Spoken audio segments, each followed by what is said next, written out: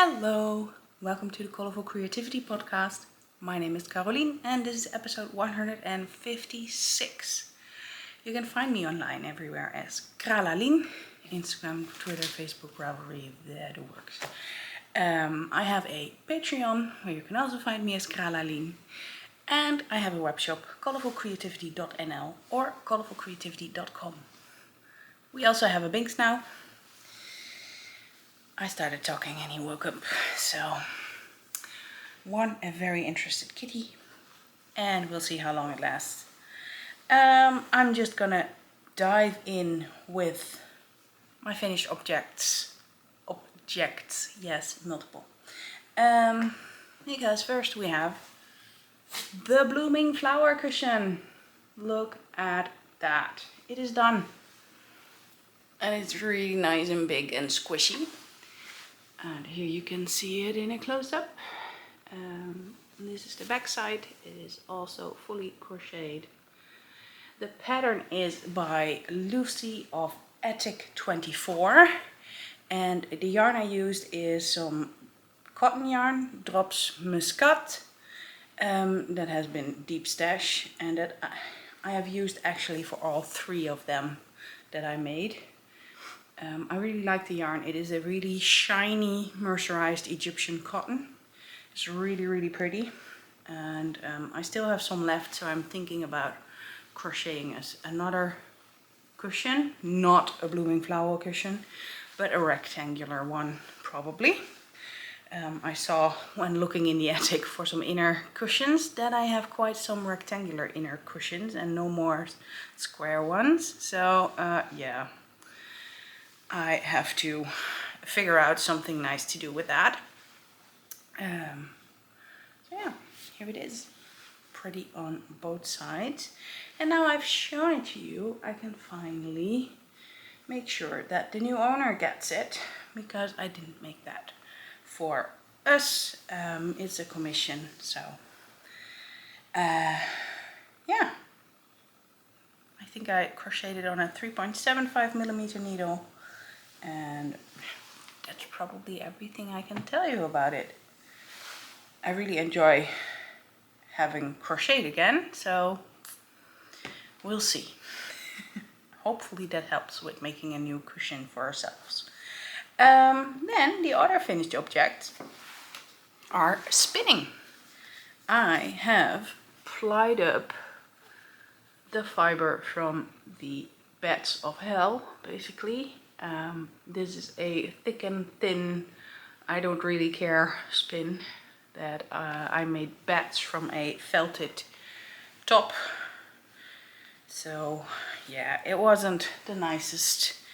It still isn't the nicest. I still have to wash it and snap and whatever you do with fiber to set it after it's spun.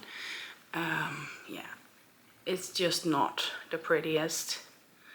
It is, however, very soft, so I managed to do that. And the reason this is such a silly small skein is because I didn't want to declutter our attic to get to my skein twister, and just used a chair to go around it.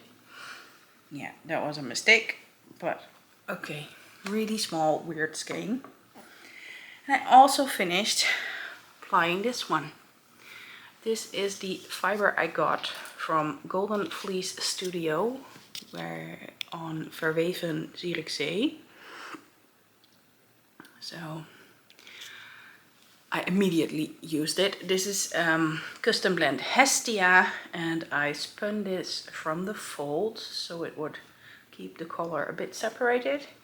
And this is a merino bamboo mulberry silk blend for spinning and felting. Well, obviously for spinning. This is a bit bigger because I put two chairs together and did the same thing again, which worked out way nicer. And because I did that, I have no clue what weight it is and how long the skein is. So yeah, we will see. Someday I will count how much it is, probably. Maybe I will see if I can find someone with a yarn counter to put this through or something. So sorry, I had to rearrange myself a little bit. As you can probably hear from my voice, I'm not 100% well. I got a throat infection last week and it is now turning into a head cold. Oh well. I just need to drink enough so my throat doesn't hurt again. Those were my finished objects. I guess time for works in progress. The biggest work in progress that I have been focusing on is in this bag. Let me grab that. It is Robert's sweater. It now has been fully sewn up in the shoulders. So we now really have a sweater. I also managed to do the whole neck. And this is gonna be folded over. So I needed to do twice the amount of knitting, of course. So that's gonna be like this, and I have to sew this to the inside. And then there's also these weird bits.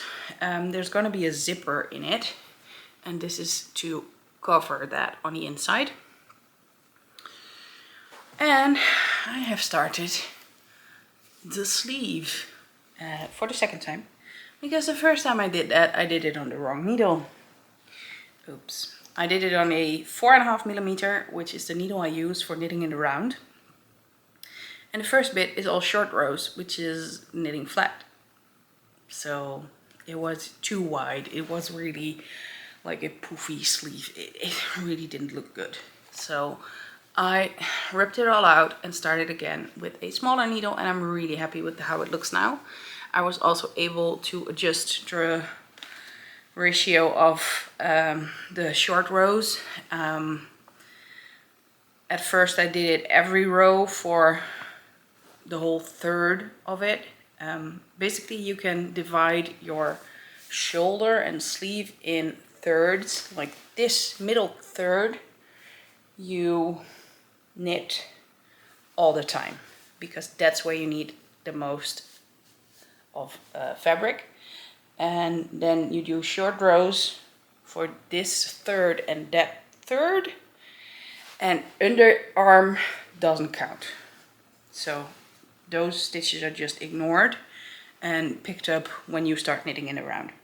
Or you pick them up, but you include them when you start knitting in a round.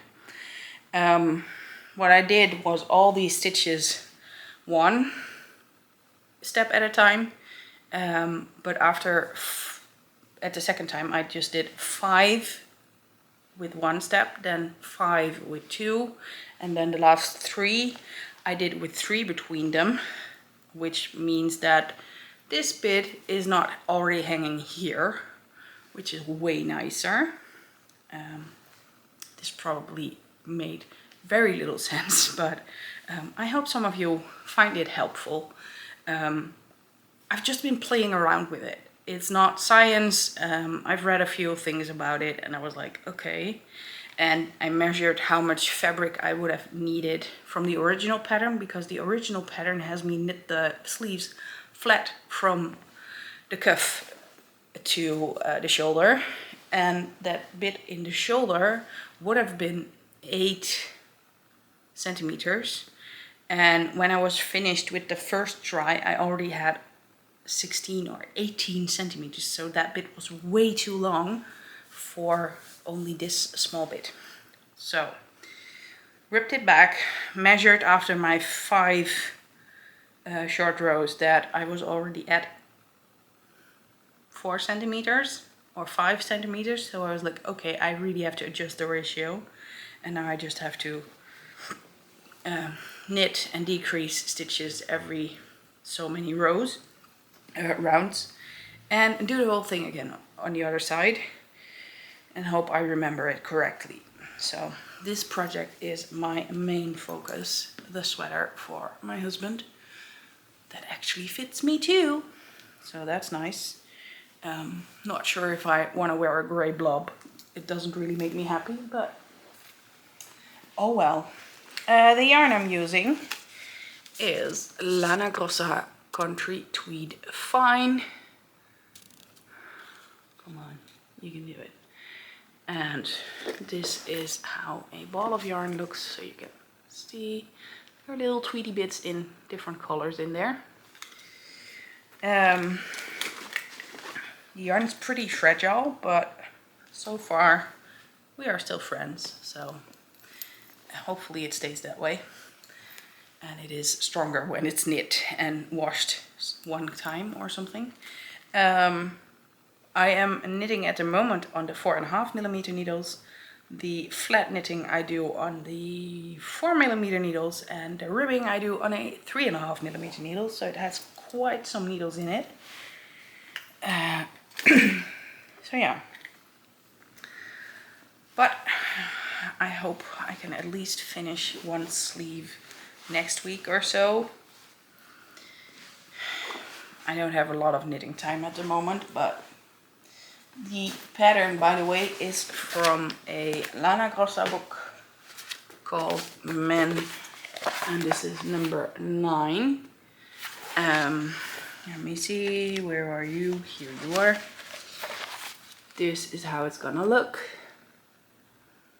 It is a really pretty sweater. Just maybe not in grey, but sometimes you have to go out of your comfort zone to please someone else, right? And since Robert is very knit-worthy, I'm happy to do it.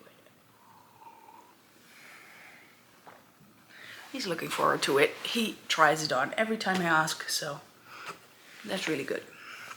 Then, in the Floofhunter bag by Yarnistry, I have the Valgus sock by Jen Rushinsky. And the Valgus sock was a sock that I already knit in Sock Madness. I made a mess of it, yeah. And here it is now. I have knit the whole foot of it. And I have just measured it, and I still have to do another inch or so before I can start with the toe. The previous one apparently was knit a lot looser. So I've been knitting really tight again because I was counting the amount of cables I had done, and yeah, I should be at the toe already, but I'm not. I have to do at least one extra cable, so a whole 8 rounds or rows in this case, to make it fit. But oh well. The yarn I'm using is No Rainbows Without Rain, which is my own hand-dyed yarn.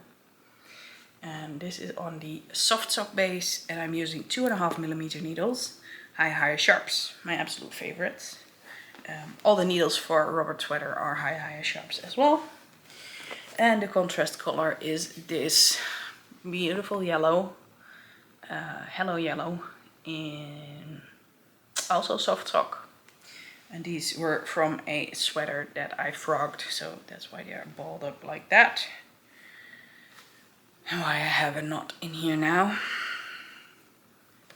Okay, it was an easy fix. Well, alright then.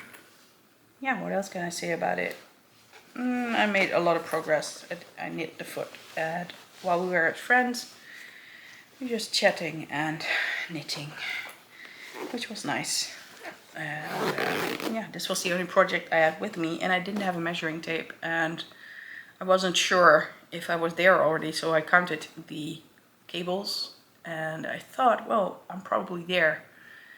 But I only had the project and that one ball of No Rainbows with me, and no project bag, because I put it just in my purse as a travel project.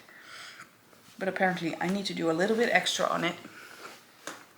So I'm happy I didn't have any contrast yarn with me, because otherwise I probably would have started the toe already. Then in my new bag from Hobby Bags, here is the logo. I thought it was nice autumnal, so perfect for now. I have a new cast on because I needed new cast ons like I need a hole in my head, but I couldn't resist. After showing you all the Zauberballs, I had to cast on. This is the Stärke 6, so the DK weight, and I am just knitting a plain vanilla sock. And look at that. I really, really love it. I have put in the heel already and I am at the gusset decreases. Very autumnal colorway as well. I'm trying to find the label and I did not put it in here, but I know that this is the colorway Kunterbunt. So this is just the very funky, super colorful one, which is pretty obvious when you see this. I really, really like it. I'm knitting these on 3mm high sharps. I want them to be fairly tight. Yeah, it's a 2-ply yarn, as you can see in the barber pole. It's really just 2 plies, and I like them to be very tight, so hopefully they will be a bit more durable than if you knit these at a looser gauge. I always knit my socks on a tight gauge, so no exception for this one. Right, new day. Let's try this second half again, because yesterday I just started coughing and it was so itchy and scratchy. I just stopped recording and gave my throat rest.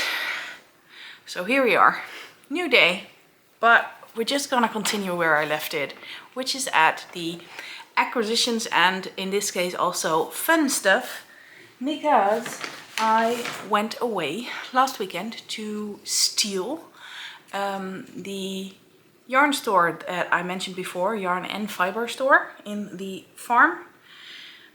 I think it was back in June that we visited it. Maybe it was July, just before. No, it was during the Tour de Fleece, I think. Yeah, they had a workshop going, hosted partially by the Landelijke Spin Group, which is basically the spinning group of the country. You can become a member and they host days and weekends and stuff. I'm not a member and this was open to anyone, so we had a workshop in spinning thin for basically things like the longest thread, which is a yearly competition where you spin really, really thin and you try to make the longest thread. And the person giving it was an older man. He was 86 and he had won the World Championship 3 times. So very, very cool. And he's now teaching others to spin very thin. He made us special bobbins that are really, really light, which you need because it shouldn't be too heavy, because then it pulls too hard and you cannot spin thin enough. And will you look at this? How freaking thin that is. Yeah. Compared to his spinning, this was still pretty thick. This is nowhere near World Championship material, but that is also because I used a top and not some combed fiber, because combed fiber works best, especially if you use Polworth. And we all got a little gift, this cute folded box, and in here is 1 lock of Polworth. And this apparently is the best fiber to use. It's still a bit sticky, so it's definitely not what I like, and I do not have combs for it, but basically what you can do with this stuff is have like 2 hairs, let's just call it like that, and they can be twisted together to form a thread that you like Ow. But that's how thin you can go. The fiber I used was pretty good as well. It was a Cambrian fiber I got from my lovely friend Angela of the Yarn and Yarns podcast and web shop. And that worked actually pretty well. You saw how thin I could spin. And this was until at the end where I was tired. Definitely not too difficult. Just the right material and knowing what you're doing. Like threadle faster, put it on a very high ratio. So my Bliss has quite a few ratios, 4 to be exact. And the smallest bit where I can put my drive belt on makes that it goes the fastest with 1 rotation of the big wheel. And that's the best setting because you need a lot of twist to go thin. I'm not per se joining the competition, not at the moment at least, but it is nice to know what you're doing. Like really thin needs a lot of twist and very little uptake, which also means that if you want to go a bit thicker, you do a little bit less twist and a little bit more uptake. So it's a lot of technique you can learn. And I got a second bobbin so I can try and make a 2-ply with it. And then I have to measure how much in 2 grams I can get. So yeah, 2 grams of fiber. I asked him how long it took him to spin the yarn that he won with, which was basically 10 grams and over 1 kilometer. And it took him 6 months. Seriously. When I look at my fiber stash and looking at spinning thin, I think I will have to be 150 years until I can finish that. Yeah. Definitely not okay. Then I did not go home empty-handed from Stiel. I also bought some fiber because they now stock the Appledore line of John Arbon, and I just couldn't resist. I got this. This is 200 grams of the Appledore fiber in the colorway name Slack My Girdle, and yeah, it is a gorgeous blend with lots of different colors, and I want to use it to practice my spinning from the fold. I'm not quite sure what the fiber content is. I think it was something Falkland-ish. I have to look it up. Okay, I looked it up. It's definitely not Falkland. It is 40% Devon Closeball, 40% Romney, and 20% Exmoor Blueface, which is obvious that it is not super soft. So that's what it is. And I follow someone on Instagram. Let me make sure I say their name right. Craft Me Happy.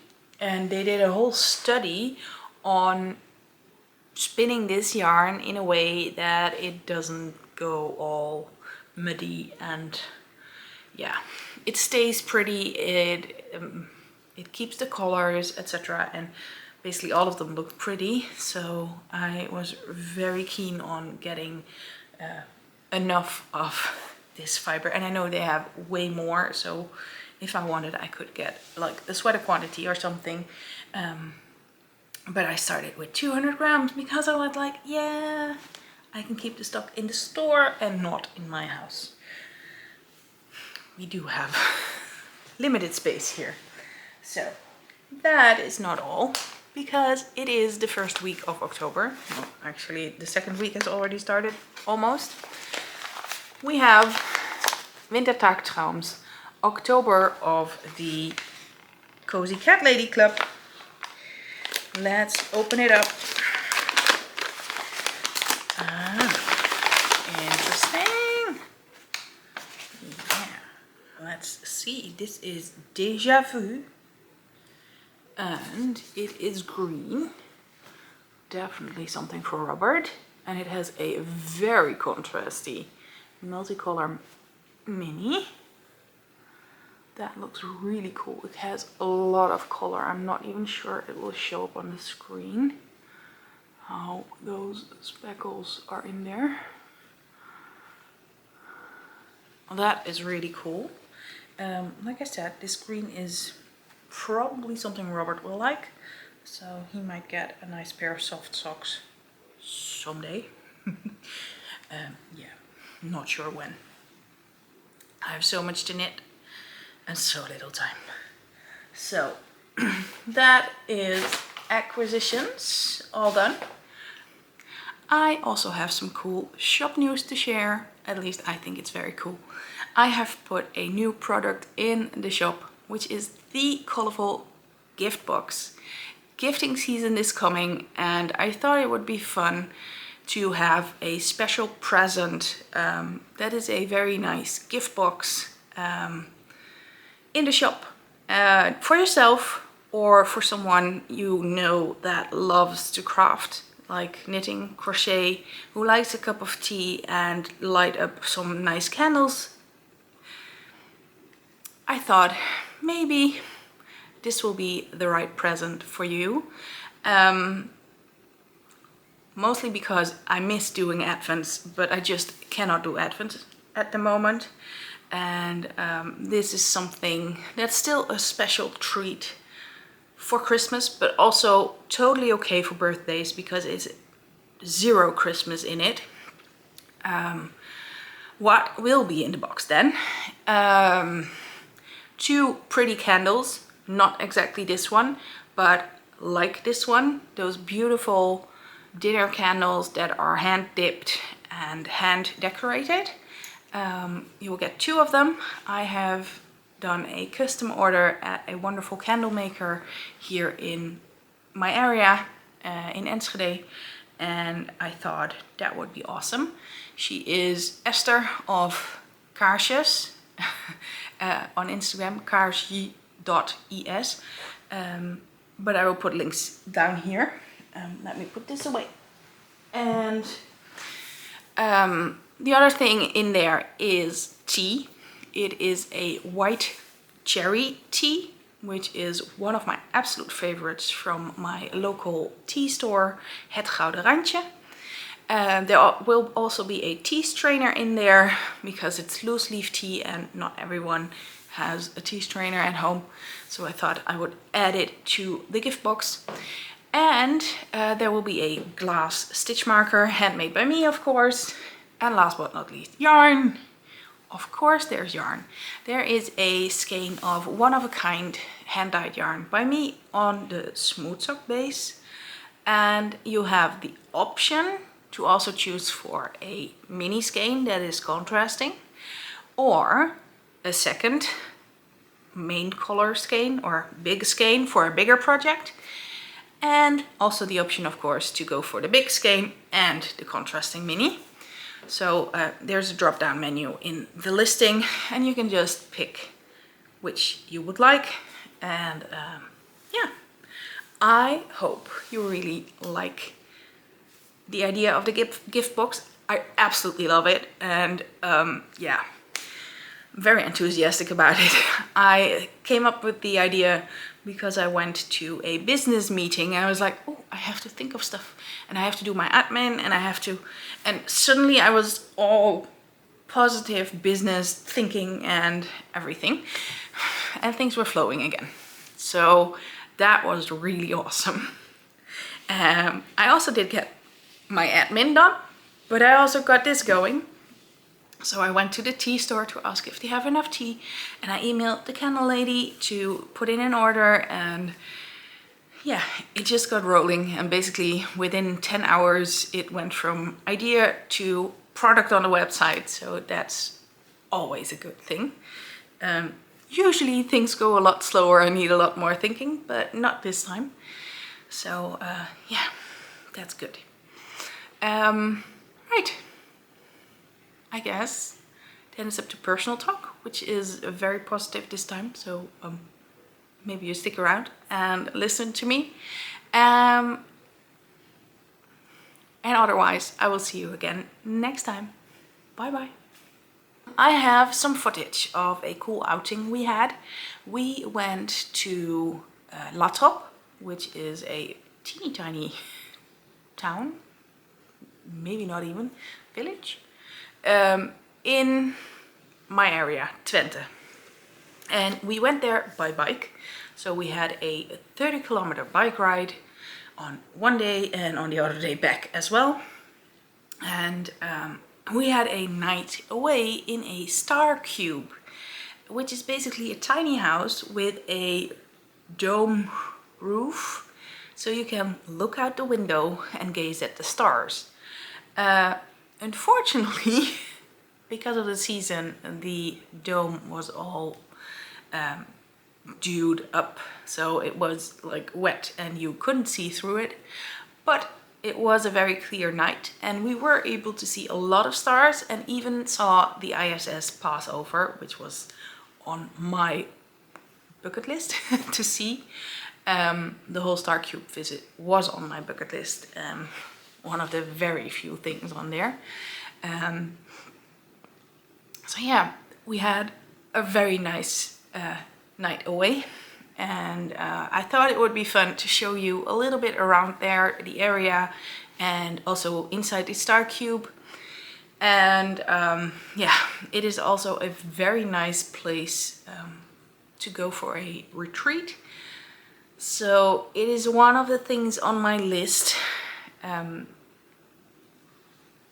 to maybe do something with just a knitter's retreat or a crafter's retreat. Nothing fancy with workshops or anything, just nice weekend away with a bit of a luxury feel for yourself. They also have lodge tents for multiple people with a hot tub on the veranda, and there's a hotel as well. So it's really nice, and it's a really nice area in the Netherlands, or yeah, in my area, Twente. So yeah, we had a really nice time. It was just one night, which was more than enough. Crawling into bed like that was not my hobby. I'll say that. And yeah, so I hope you enjoyed that footage. What else was there? Not much. We had the workshop, we had the night away. So we're trying to do fun stuff. This weekend is all for getting over vaccines. Just quiet time and not doing too much. Keeping hydrated to recover from my throat infection. Enjoy the footage of the star cube, and I hope to see you again next time. Bye bye.